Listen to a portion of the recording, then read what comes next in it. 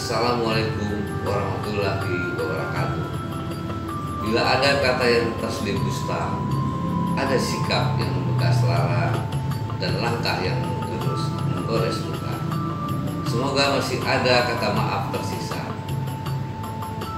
Tak ada kata seindah kata maaf, tak ada perbuatan seindah memaafkan.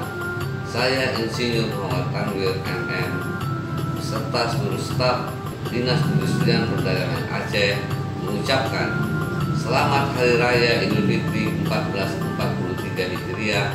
Semoga jarak yang memisahkan kita tidak menjadi penghalang bagi kita untuk saling bersilaturahmi. Mohon maaf lahir dan batin. Wassalamualaikum warahmatullahi wabarakatuh.